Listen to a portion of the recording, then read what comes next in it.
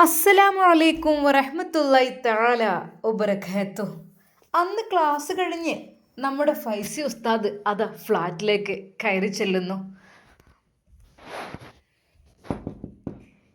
Semi, അല്ലാ ഉപ്പച്ചി വന്നു. വേഗം അതാ സെമീറ വാതിൽ തുറന്നു കൊടുക്കുന്നു. അല്ലാ ഇക്ക, അസ്സലാമു അലൈക്കും. വലൈക്കും അസ്സലാം വറഹ്മത്തുള്ളാഹ്. എന്താടി കരഞ്ഞോണ്ടിരിക്കുകയാണോ? എന്ത് കണ്ണുമുഖൊക്കെ വല്ലാണ്ടിരിക്കുന്നത്?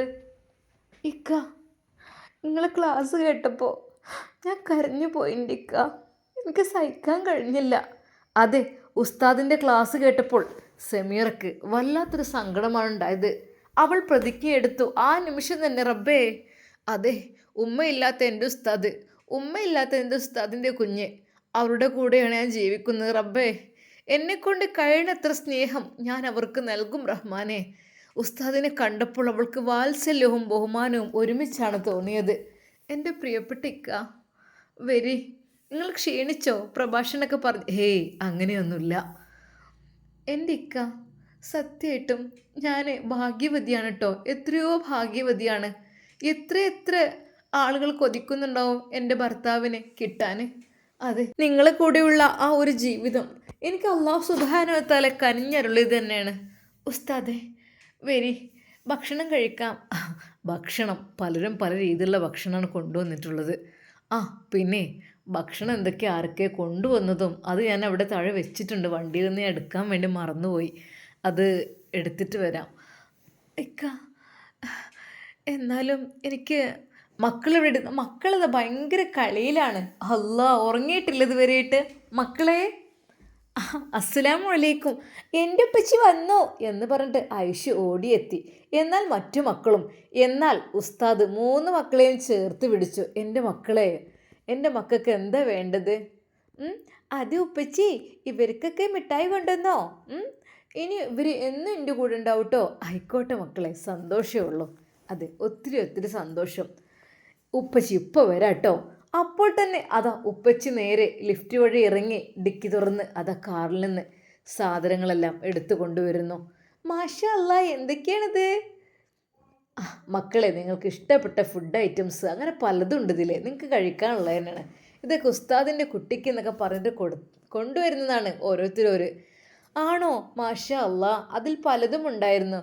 മോൾക്കുള്ള കുഞ്ഞുടുപ്പുകളും അങ്ങനെ പലതും. ശരിക്കും സെമീറക്കൊക്കെ കണ്ടപ്പോൾ സന്തോഷമായി. അല്ലാ, ഉസ്താദിൻ്റെ ഭാര്യയ്ക്കും ഉണ്ട് കേട്ടോ എന്തൊക്കെയോ സ്പെഷ്യൽ ഗിഫ്റ്റുകൾ. ഓ അല്ലാ, അതെ, മോളൂന് കൊടുക്കി, മോളൂനും മോനൂസിനൊക്കെ കൊടുക്കി.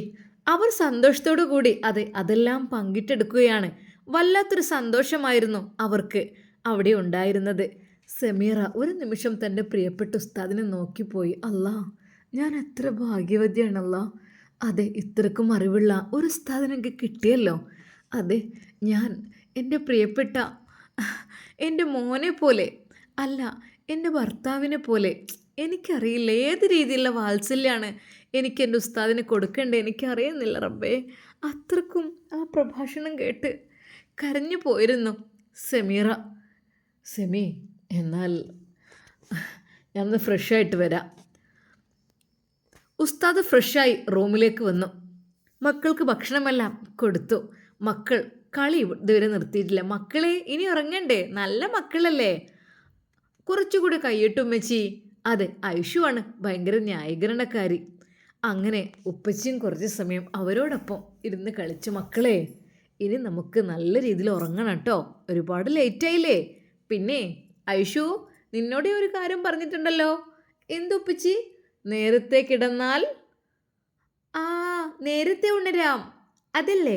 അതെ, നേരത്തെ നമ്മൾ ഉറങ്ങിക്കഴിഞ്ഞാൽ നേരത്തെ ഉണരാം. അങ്ങനെ ആകുമ്പോൾ എന്താവും? നേരത്തെ ഉണർന്നു കഴിഞ്ഞാൽ ബുദ്ധിശക്തി വർദ്ധിക്കും. പിന്നെന്തൊക്കെ? ഓർമ്മശക്തി വർദ്ധിക്കും. കണ്ണുകൾക്ക് കാഴ്ചശക്തി കൂടുതലായി കിട്ടും. അങ്ങനെ പലതും ഉണ്ടല്ലോ അല്ലേ? അപ്പം എൻ്റെ മക്കൾ 3 പേര് നന്നായിട്ട് ഉറങ്ങിക്കേ. ഭക്ഷണം കഴിച്ചില്ലേ? ബ്രഷ് ചെയ്തോ എല്ലാവരും? ഇനി ബിസ്മിക്ക റബ്ബി വളറത്ത് ജംബി എന്നൊക്കെ പറഞ്ഞ് ഐഷു ചൊല്ലിക്കൊടുക്കും മുത്തേ. അവർ 3 പേരുമായി അതെല്ലാം പതുക്കെ ചൊല്ലി മൂന്ന് പേരും ആ ബെഡിൽ ഉറങ്ങാൻ കിടക്കുന്നു. ശരിക്കും അത് കണ്ടപ്പോൾ ഉസ്താദിന് സന്തോഷമായി. എനിക്ക് അള്ളാഹു സുബ്ഹാനഹു വ തആല മക്കളൊക്കെ തന്നിട്ടുണ്ട്. സെമി, എൻ്റെ മക്കൾ കിടക്കുന്നേ കണ്ടോ, വന്നോക്കിക്കേ. സെമീറ അപ്പോഴേക്കും അങ്ങോട്ട് വന്നോക്കിയപ്പോൾ മാഷാ അല്ലാ, മൂന്ന് പേര് നടുവിലാണല്ലോ ഐഷു. ആ, അരൂല് നല്ല ആളെന്നെ കേട്ടോ. ഉപ്പച്ചി ഉമ്മച്ചി പോയിക്കോളി, ഞങ്ങളിവിടെ ഉറങ്ങട്ടെ. നിങ്ങൾ കളിക്കൂലേ ഇനിയും? ഇല്ല ഇല്ല, എന്നാൽ ലൈറ്റ് ഓഫ് ചെയ്യട്ടെ. ഒരു ഡിം ലൈറ്റ് മക്കൾക്ക് ഇട്ടുകൊടുത്തു. അതെ, മക്കളെപ്പോഴും സംസാരിച്ചുകൊണ്ടിരിക്കുകയാണ്. പെട്ടെന്ന് ഉസ്താദ് അങ്ങോട്ട് വന്നു. എൻ്റെ മക്കളെ, അതെ, ഞാൻ ഒരു കാര്യം പറയട്ടെ. നമ്മൾ സംസാരിച്ചു കൊണ്ട് ഇങ്ങനെ കിടക്കണമെന്നില്ല, ദിക്റ് ചൊല്ലിക്കൊണ്ട് ഇങ്ങനെ കിടന്നോളൂ കേട്ടോ. അങ്ങനെ ആകുമ്പോൾ നല്ല നല്ല സ്വപ്നങ്ങൾ അള്ളാഹു നമുക്ക് കാണിച്ചു തരും കേട്ടോ. നല്ല മക്കളായിട്ട് ഉറങ്ങിക്കോളൂ കേട്ടോ, ഇൻഷാ അല്ലാ. പിന്നെ എന്താവശ്യൻ്റെ വിളിക്കണ്ട, ഉപ്പച്ചി എവിടെ തന്നെ ഉണ്ട് കേട്ടോ. മക്കൾ മൂന്ന് പേരും അതാ അവരുടേതായ ലോകത്തേക്ക് അവർ വീണ്ടും കളിക്കുക, ചിരിക്കുക, സംസാരിക്കുക, എന്തൊക്കെ ചെയ്യുന്നുണ്ട്. സെമീറയോട് ഉസ്താദ് പറഞ്ഞു, സെമി, മക്കളല്ലേ, കുഞ്ഞു മക്കളാകുമ്പോൾ നമ്മൾ ഒരിക്കലും കർശനമായിട്ട് അവരോട് പറയാൻ പാടില്ല. അതെ, വളരെ സോഫ്റ്റായ രീതിയിൽ, നല്ല രീതിയിൽ മക്കളോട് പറഞ്ഞാൽ മാത്രമേ മക്കളിത് എടുക്കുള്ളൂ. അല്ലാതെ അത് പറ്റില്ല, ഇത് പറ്റില്ല, അങ്ങനെ ചെയ്യരുത്, അങ്ങനെ പറയാൻ പാടില്ല. നല്ല രീതിയിൽ മക്കളോട് പറഞ്ഞ് മനസ്സിലാക്കി കൊടുത്താൽ അവരെന്ത് ചെയ്യും? അതെ, അവരതനുസരിക്കും, അവർക്കത് ഇഷ്ടമായിരിക്കും. അങ്ങനെ ഉസ്താദ് അതാ സെമീറയുടെ കൂടെ അല്പം ഫുഡ് കഴിച്ചു.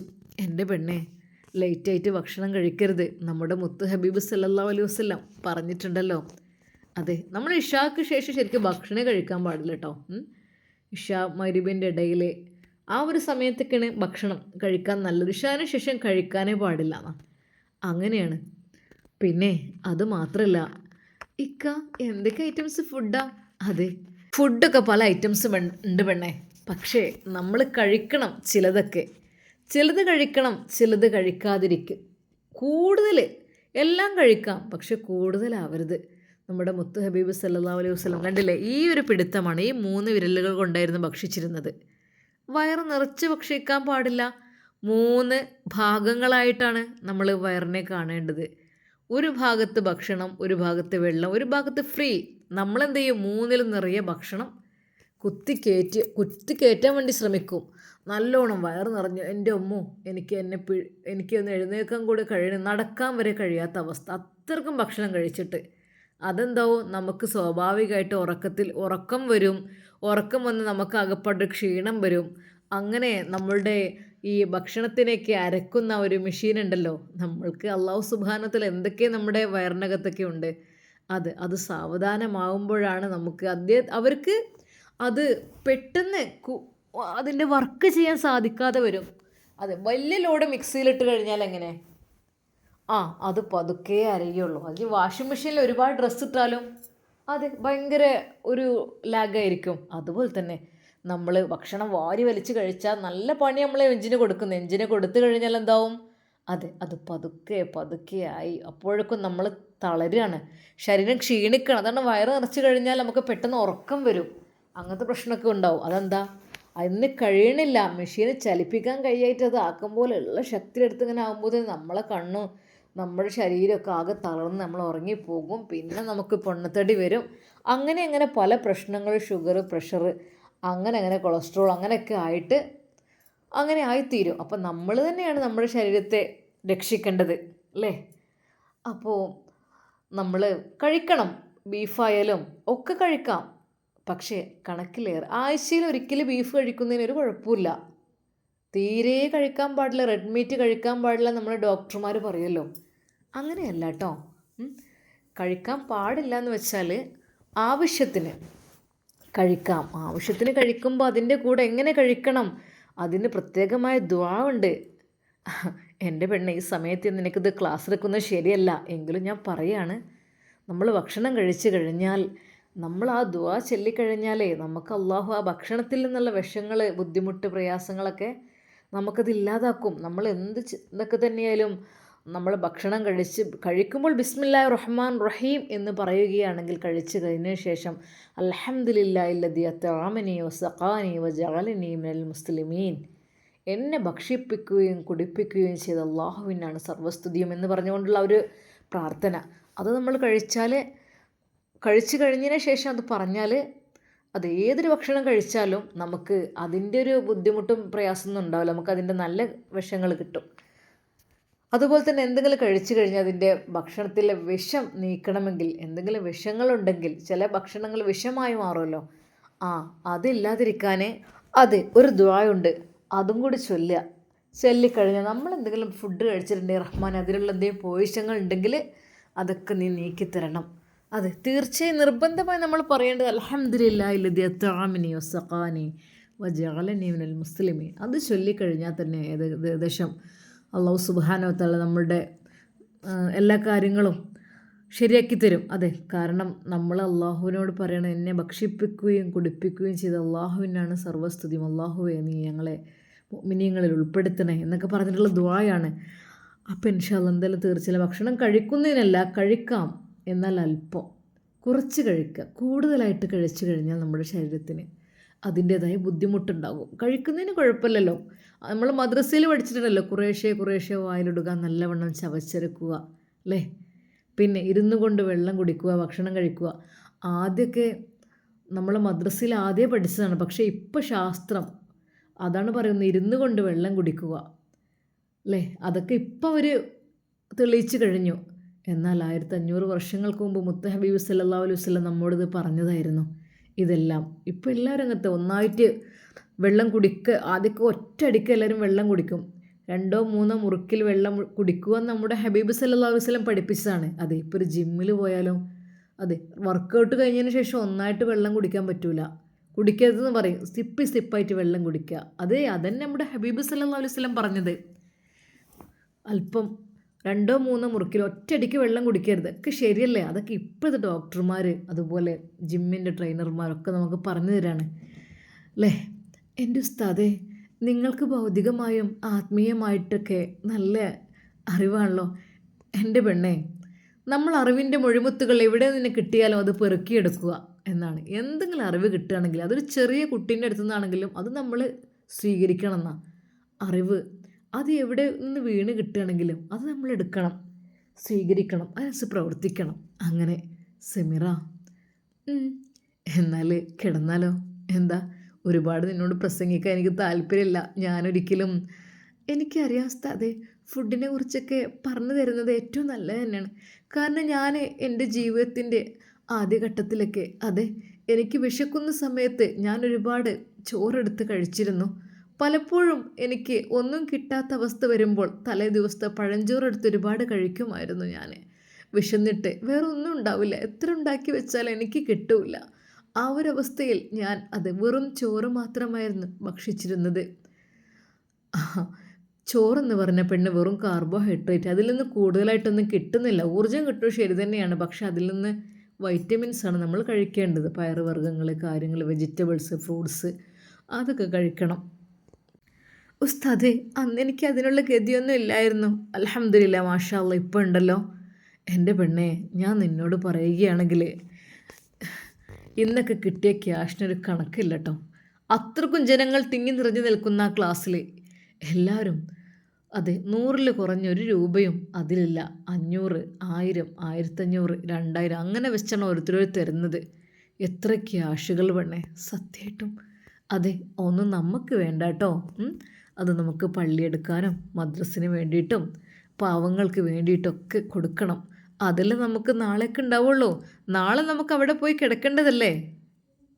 നമുക്ക് ആരും ഉണ്ടാവില്ല, നമ്മൾ ചെയ്തതൊക്കെ തന്നെ ഉണ്ടാവുള്ളൂ അല്ലേ. എൻ്റെ പെണ്ണെ, സത്യമായിട്ടും ഞാൻ നിന്നോട് ഇങ്ങനെയൊക്കെ പറയുന്നത് ഒരിക്കലും എൻ്റെ പ്രിയപ്പെട്ട ഉസ്താദേ, അങ്ങല്ലാതെ പിന്നെ എനിക്ക് ആരാണ് ഇതൊക്കെ പറഞ്ഞു തരാനുള്ളത്? അറിവുകൾ ഒരുപാട് പഠിച്ചിട്ടില്ല. ആകെ മദ്രസ കുറച്ച് വരെ ഞാൻ മാത്രമേ പഠിച്ചിട്ടുള്ളൂ. പിന്നെ കൂടുതലായിട്ട് പഠനമൊന്നും എനിക്ക് കിട്ടിയിട്ടില്ല. ചെറുപ്പത്തിൽ തന്നെ കല്യാണം കഴിപ്പിച്ച് വിട്ടു. എന്നാൽ പിന്നീട് എൻ്റെ ജീവിതം ഒക്കെ ആലോചിക്കുമ്പോൾ എൻ്റെ പ്രിയപ്പെട്ടവരെ, അള്ളാഹു എനിക്ക് നൽകിയ ഭാഗ്യമാണ് നിങ്ങൾ. സത്യമായിട്ടും എൻ്റെ പ്രിയപ്പെട്ടവരെ, ഞാൻ മരിക്കുവോളം നിങ്ങൾക്ക് ഖിദ്മത്ത് ചെയ്യാൻ തയ്യാറാണ്. സത്യമായിട്ടും. ശരിക്കും തൻ്റെ പ്രിയപ്പെട്ട ഭാര്യയുടെ ആ ഒരു വാക്ക് കേട്ടപ്പോൾ ഉസ്താദിൻ്റെ കണ്ണുകൾ നിറഞ്ഞു. എൻ്റെ സെഹർ പോയതിനു ശേഷം അള്ളാഹു എനിക്ക് കനിഞ്ഞരുളിയതാണ് എൻ്റെ സമീറയെ. സമീറ ഉസ്താദും സമീറയും അവരുടെ ലോകത്തേക്ക് പ്രവേശിക്കുകയാണ്. എന്നാൽ ഈ സമയം നവാസ്, ആ രാത്രിയിൽ നവാസിന് ഉറക്കം വരുന്നുണ്ടായിരുന്നില്ല. അത് ഉമ്മയെക്കുറിച്ച് പറഞ്ഞ വാക്കുകൾ, റഹ്മാനെ പഠിച്ചോനെ, എൻ്റെ ഉമ്മയോട് എനിക്ക്, അതെ ഞാൻ എന്തൊക്കെയോ ഉമ്മയോട് മറച്ചു വെച്ചിട്ടുണ്ടോ? മറച്ചു വെച്ചതല്ല, അതെ എൻ്റെ ഒരു ഷോപ്പിൽ നിന്ന് പോകുന്ന മുഴുവൻ വരുമാനങ്ങളും അത് സൗദിയുടെ അക്കൗണ്ടിലേക്കാണ്. ഞാൻ പറഞ്ഞതാണ്, അതെ എൻ്റെ കുട്ടികളെ നോക്കുന്നത് കൊണ്ട് എനിക്ക് ആ സന്തോഷം കൊണ്ട് ഞാൻ പറഞ്ഞു, സൗദ മോളെ, നമ്മുടെ ഒരു ഷോപ്പിൻ്റെ മുഴുവൻ റവന്യൂ അത് നിനക്കുള്ളതാണ്. അതുകൊണ്ട് നിനക്ക് നിൻ്റെ വീടിൻ്റെ കാര്യങ്ങളും ഒക്കെ വേണമെങ്കിൽ ശരിയാക്കാം അവിടെ കേട്ടോ.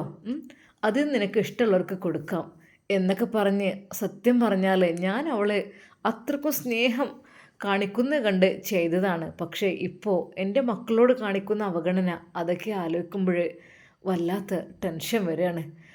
എന്നാൽ എൻ്റെ ഉമ്മയോടൊന്ന് തുറന്ന് പറയണം.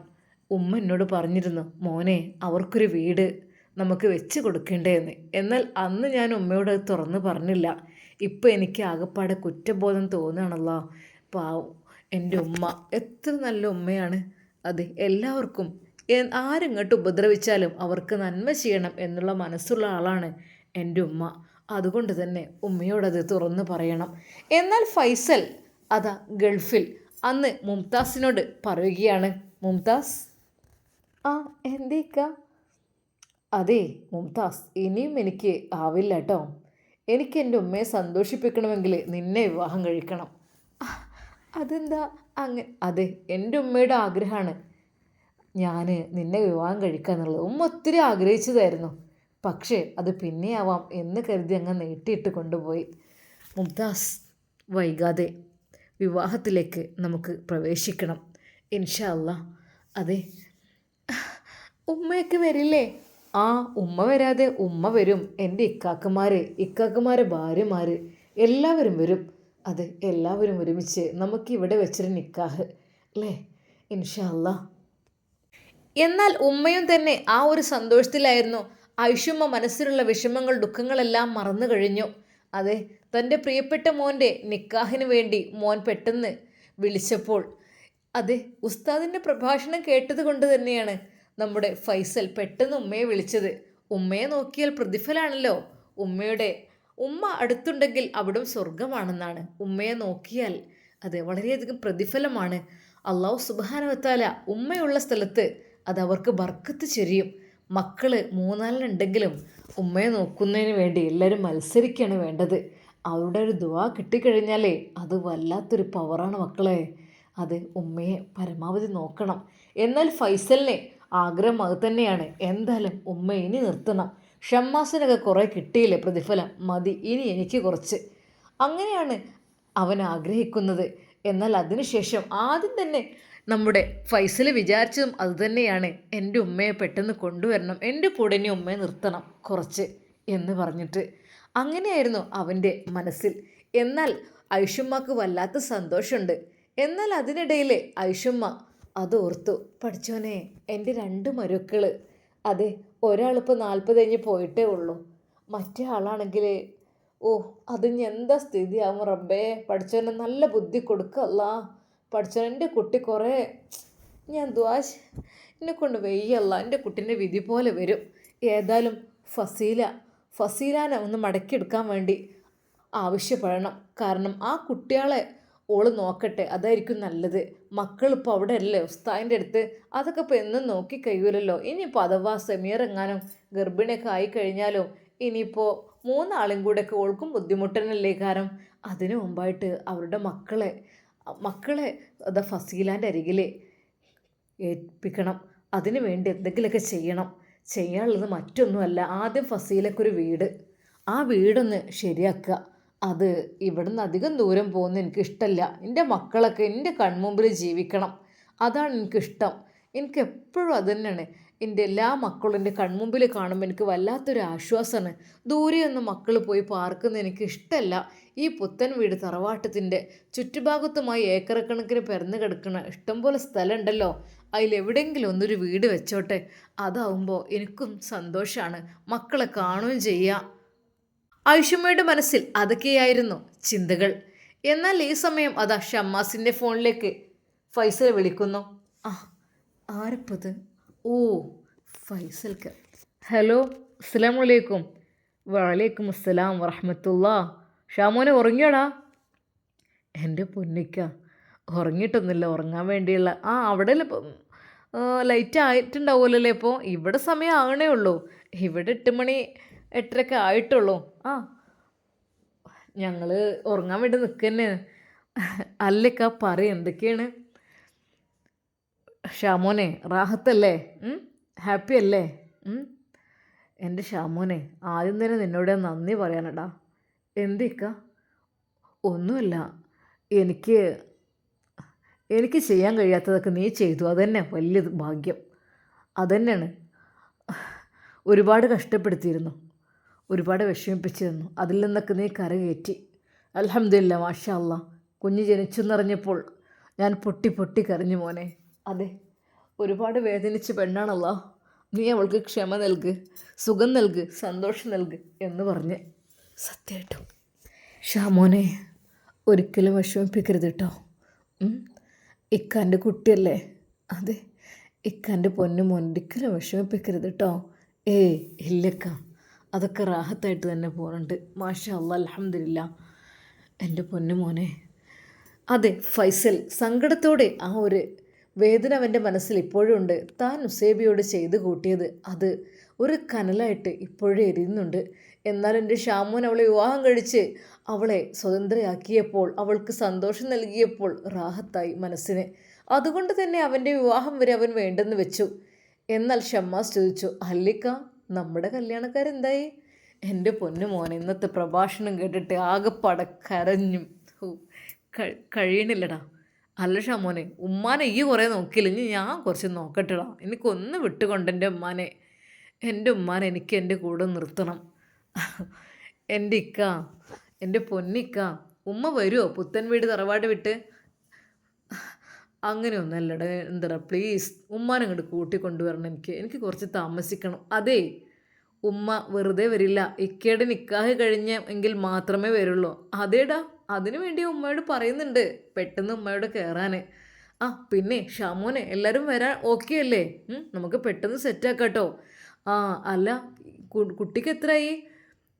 40 50 ഒക്കെ ആയി തുടങ്ങി. ആ ഓക്കെ ഓക്കെ, അപ്പോൾ പ്രശ്നമൊന്നുമില്ലല്ലോ. ഒരു 10 ദിവസം കൂടെ 60 കഴിഞ്ഞാലൊക്കെ ഇക്ക് കുഴപ്പമൊന്നുമില്ല. അതിനിപ്പോൾ എന്താ, 60 കഴിഞ്ഞാലൊക്കെ ഒന്നും കുഴപ്പമില്ല. ഉമ്മാക്കാണ് ഭയങ്കര ഇത്. ആ അത് കുഴപ്പമില്ല. എന്നാൽ ഇൻഷാ അല്ലാ നമുക്ക് തീർച്ചയായും നമുക്ക് ഇങ്ങോട്ട് കൊണ്ടുവരാം എല്ലാവരെയും കേട്ടോ. ഓക്കെ, ഇൻഷാ അല്ലാ പെട്ടെന്ന് കാര്യങ്ങളൊക്കെ സെറ്റാക്കട്ടെ, ഉമ്മയോട് കാര്യങ്ങളൊക്കെ പറയട്ടെ. അല്ല എൻ്റെ ഇക്ക മുംതാസ് തന്നെയല്ലേ? ഷമ്മാസ് ചിരിച്ചുകൊണ്ട് ചോദിച്ചു. അതേടാ, അല്ലാതെ പിന്നെ ആരാ? അത് തന്നെ, വേറെ ആരും ഇല്ലല്ലോ, നമുക്ക് വേറെ ആര്? ആ ആയിക്കോട്ടെ, എൻ്റെ ഇക്കാക്ക് പറ്റിയ പെണ്ണ് തന്നെയാണ് മുംതാസ്. അതെ ഇക്ക, തീർച്ചയായും അല്ലാഹു സുബ്ഹാനഹു വ തആല നിങ്ങൾ അനുഗ്രഹിക്കട്ടെ. ആമീൻ. ഷാമോനെ പ്രാർത്ഥിക്കടാ. എന്തായാലും കാര്യങ്ങളൊക്കെ പെട്ടെന്ന് സെറ്റാക്കാൻ നോക്കണം. എനിക്കിടാ ആ ഉസ്താദിൻ്റെ പ്രഭാഷണം. ആ ഉസ്താദിനെ എങ്ങനെ നമുക്കൊന്ന് കിട്ടുക? നമ്മുടെ നിക്കാഹിന് നേതൃത്വം നൽകാൻ ആ ഉസ്താദിനൊന്ന് കിട്ടുമോ എൻ്റെ ഷാമോനെ? എന്തായാലും ഉസ്താദിൻ്റെ കിടിലും പ്രഭാഷണം. സത്യം പറഞ്ഞാൽ ഇവിടെ ഞാൻ ആർക്കൊക്കെ ലിങ്ക് അയച്ചു കൊടുത്തു, എല്ലാവരും ആ ടൈമിനത് കേൾക്കാനുണ്ടാ. സത്യമായിട്ടും വല്ലാത്തൊരു അല്ലേ, എന്താണ് ഉസ്താദിൻ്റെ പ്രസംഗം, പ്രഭാഷണം അവരുടെ മനസ്സിൽ തട്ടുന്നു അല്ലേ. എന്തായാലും എൻ്റെ ഷാമോനെ, എൻ്റെ നിക്കാഹിന് നമ്മുടെ ഉസ്താദിനെ, എൻ്റെ പേര് ഫൈസി ഉസ്താദ്, ഫൈസി ഉസ്താദിനെ നമുക്ക് ക്ഷണിക്കാം കേട്ടോ ഇങ്ങോട്ട്. എൻ്റെ ഇക്ക ഫൈസി ഉസ്താദ് മാത്രമല്ല കേട്ടോ, ഫൈസി ഉസ്താദിൻ്റെ ഫാമിലിയും ഉണ്ട്. ആ മാഷാ അല്ലാ, ഉമ്മ പറഞ്ഞിരുന്നു നിക്കാഹൊക്കെ കഴിഞ്ഞ് നമ്മുടെ വീട്ടിൽ ഉണ്ടായിരുന്ന പെണ്ണായിരുന്നു. എന്തായാലും നിങ്ങളൊന്ന് ഡേറ്റ് കിട്ടുമോ നമുക്കൊന്ന്? നമുക്ക് നിക്കാഹിന് വേണ്ടിയിട്ട് ഉസ്താദ് നേതൃത്വം നൽകണം. ഉസ്താദും ഉസ്താദിൻ്റെ ഫാമിലിയും ആരൊക്കെയെന്ന് വെച്ചാൽ എല്ലാവരും വരട്ടെ കേട്ടോ ഷാമോനെ. തീർച്ചയായും ഞാൻ ചോദിച്ചു നോക്കാം കേട്ടോ, ഇൻഷാ അല്ലാ. അങ്ങനെ അതാ ഫൈസലിൻ്റെ സന്തോഷകരമായ ആ ഒരു സംസാരം കേട്ടപ്പോൾ ഷമ്മാസിൻ്റെ മനസ്സ് നിറഞ്ഞു പോയി. അല്ലാ, എൻ്റെ ഇക്ക ഒരു കാലത്ത് കുറച്ച് പെശകായിരുന്നു, ഇപ്പം ആൾ ഡീസൻ്റാണ്. അല്ലാ, നീ പുറത്ത് കൊടുക്ക് റഹ്മാനെ, ആമീൻ. എന്നാൽ ഈ സമയം അതാ ഷമ്മാസിൻ്റെ ഫോണിലേക്ക് ഒരു കോൾ വരുന്നു. അത് മറ്റാരുമായിരുന്നില്ല, പഠിച്ചോനെ ഇനിയിപ്പോൾ ഉറങ്ങിയിട്ടുണ്ടാവോ എന്തോ ആവോ, അത് നമ്മുടെ ഫസീലയുടെ ആങ്ങള കുഞ്ഞുമായിരുന്നു. അപ്പോൾ തന്നെ ഫസീലയുടെ ആങ്ങള വിളിച്ചിട്ട്, ഷാമോൻക്ക് ഉറങ്ങിയോ? ഇല്ലടാ, ഉറങ്ങിയിട്ടില്ല, ഞാൻ ഓരോ കോളിങ്ങൊക്കെ ആയിട്ടേ. എന്തേടാ? അല്ല, എൻ്റെ ഇത്താക്ക് വല്ലാത്ത വിഷമട്ടോ, ഇത്ത ഭക്ഷണമൊന്നും കഴിക്കണില്ല, ഇത്ത മക്കളാലോചിച്ച് കരഞ്ഞിരിക്കണ്. ഇക്ക ഞാൻ എന്താ ചെയ്യുക? അല്ല, മക്കളിപ്പോൾ ഉസ്താദിൻ്റെ കൂടെയാണ് ജീവിക്കണത്, അവർ പോയതാണ്, അവർ മക്കളെ ഒരുമിച്ച് ആണോ? എന്ത് ഞാൻ ചെയ്യാം? ഞാൻ ഇത്തയെ പറഞ്ഞ് മനസ്സിലാക്കി, നമുക്ക് ഇത്തയെ ഒഴിവാക്കിയതല്ലേ, അതുകൊണ്ട് തന്നെ നമുക്ക് പെട്ടെന്നൊന്നും മക്കളെ അങ്ങനെ കിട്ടൂല എൻ്റെ ഇത്ത, സാരല്ല എന്നൊക്കെ പറഞ്ഞാൽ കുറേ ആശ്വസിപ്പിച്ച്. പക്ഷേ ഇത്താക്ക് ഉറക്കം തന്നെ വരുന്നില്ല, മക്കളെ കാണണമെന്ന് വിചാരിച്ച് കരയാണ്. അതെ, എൻ്റെ മക്കളെ ഇപ്പോഴാണ് ഇത്താൻ്റെ മനസ്സിൽ അതൊക്കെ വരുന്നത്. എൻ്റെ മക്കളെ ഒന്ന് കാണിച്ചു തരാം, എനിക്ക് മക്കളില്ലാതെ കഴിയണില്ല എന്നാണ് പറയുന്നത്. എന്നാൽ ആ നിമിഷം തന്നെ അതാ ഷമ്മാസ് പറഞ്ഞു, ഇൻഷാ അല്ലാ നമുക്ക് എന്തെങ്കിലും സെറ്റാക്കടാ. എന്നാൽ അപ്പോഴേക്കും അതാ ഷമ്മാസ് നോക്കിയത് മറ്റൊന്നുമല്ലായിരുന്നു. അതെ, നമ്മുടെ ഫസീലയ്ക്ക് ഒരു വീട്, ആ ഒരു വീട് എത്രയും പെട്ടെന്ന് സെറ്റാക്കി കഴിഞ്ഞാൽ ഫസീലയെ അങ്ങോട്ടേക്ക് മക്കളെയും അങ്ങോട്ട് പറഞ്ഞേക്കണം, അതായിരുന്നു ആഗ്രഹിച്ചത് അവർ. എന്തായാലും ഉമ്മയോട് കാര്യങ്ങളൊക്കെ പറയട്ടെ. ഉമ്മ, എന്നാൽ ഉമ്മയുടെ റൂമിൽ ലൈറ്റ് ഓഫ് ചെയ്തിരുന്നില്ല. ഉമ്മ ആ മോനെ, ഉമ്മ അതാ നിസ്കാരപ്പാലിരിക്കുകയായിരുന്നു. ഇഷാ നിസ്കാരം കഴിഞ്ഞിട്ടില്ലേ? അല്ല മോനെ, ഇഷാ നിസ്കാരം കുറച്ച് ലേറ്റ് ആയാലും കുഴപ്പമൊന്നുമില്ലല്ലോ. അല്ലാ, എന്താ ഉമ്മാൻ്റെ കുട്ടി ഇപ്പോഴും ഉറങ്ങിയിട്ടില്ലേ? എൻ്റെ പൊന്നാരുമ്മ, പിന്നെ ഫസീലത്തയുടെ ആങ്ങളെ വിളിച്ചിരുന്നു. അതെന്തേടാ? അല്ലേ, മക്കളെ കാണാതെ ഇത്താക്ക് ഉറക്കം വരുന്നില്ല, ടെൻഷനാണ് എന്നൊക്കെ പറഞ്ഞിട്ട്. മോനെ, അതാണ് ഞാൻ പറഞ്ഞത്, ഓരോല്ലോ പെറ്റമ്മാൻ്റെ അടുത്ത് ജീവിക്കട്ടെ ആ മക്കൾ. അല്ലുമ്മ, ഇനിയിപ്പോൾ അവർ വീട്ടിലേക്ക് മക്കളേക്ക് വിടുമ്പോൾ അപ്പോഴത്തേക്ക് അറിയും ഉപ്പച്ചിയെ കാണണമെന്ന് പറഞ്ഞ്. എന്തിപ്പോൾ ചെയ്യുക? നമുക്കൊരു വീട് പെട്ടെന്നൊന്ന് സെറ്റാക്കായിരുന്നു, എന്നിട്ട് മക്കൾ അവൾ അടുത്ത് നിൽക്കട്ടെ അല്ലേ, വേണമെങ്കിൽ അവരുടെ ഉമ്മ ഉപ്പൊക്കെ അവരുടെ കൂടെ ജീവിച്ചോട്ടെ അല്ലേ. ഇനിയിപ്പോൾ ആ വീട് പറ്റി അങ്ങ് പഴകിയിട്ടുണ്ടല്ലോ, അതേതായാലും ഒന്ന് പൊളിച്ച് റെഡിയാക്കാനായിട്ടുണ്ട്. അവർക്ക് നല്ലൊരു വീട് നമുക്ക് സെറ്റാക്കി കൊടുക്കാം, അവരോട് താമസിക്കട്ടെ. എന്നിട്ട് ഇൻഷാ അല്ലാ നമുക്ക് വേണ്ട പോലെയൊക്കെ ചെയ്യാം. നവാസ്കയോട് ഈ കാര്യം ഒന്ന് പറയണം. നവാസ്കയോട് പറഞ്ഞിട്ട് എങ്ങനെയെങ്കിലും ഫസീലത്തെ തിരിച്ചെടുക്കാൻ വേണ്ടി ആവശ്യപ്പെടാൻ ഉമ്മ പറ്റുമോ? മോനെ, അതിനെന്താ പറ്റായി? 3 തലാക്കൊന്നും ഓൻ ചൊല്ലിയിട്ടില്ലല്ലോ, 1 ചൊല്ലിയിട്ടുള്ളൂ.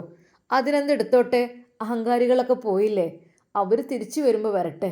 അല്ലാതെ എന്താ ചെയ്യുക? ഈ പെണ്ണിപ്പോൾ പാവയ്ക്കണം, ഒരു കാലത്ത് അങ്ങനെയാണെങ്കിൽ കൂടിയിട്ട് ഇപ്പം നല്ലതാണ്.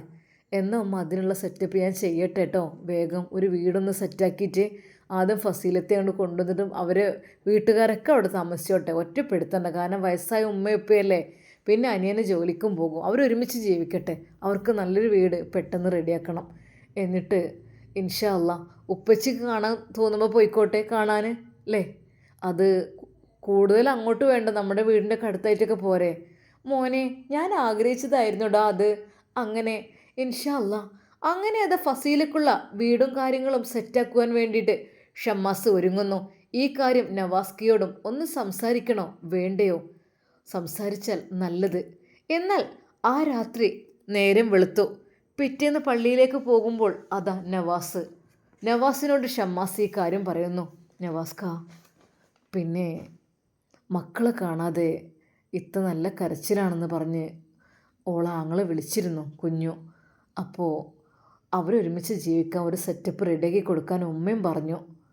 എന്നാൽ നവാസ് ഒന്നും മിണ്ടിയില്ല. എന്താ ഇക്ക ഒന്നും മിണ്ടാത്തത്? നവാസ്കാക്ക് സമ്മതല്ലേ? എന്താ നവാസ്ക? എനിക്ക് എൻ്റെ മക്കൾ അവരുടെ ഉമ്മയുടെ അടുത്ത് നിൽക്കുന്നതിനാണ് സന്തോഷം. അല്ലാതെ നവാസ് ഒരു നിമിഷം മനസ്സ് പൊട്ടി കരഞ്ഞു.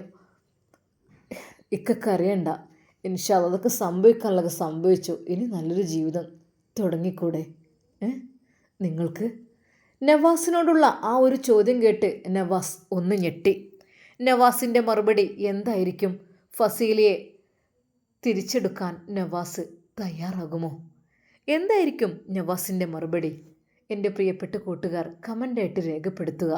ബാക്കി ഭാഗം നമുക്ക് കാത്തിരുന്ന് കാണാം. അതുവരേക്കും എല്ലാവർക്കും അസ്സലാമു അലൈക്കും വറഹ്മത്തുള്ളാഹി തആല വബറകാതുഹു.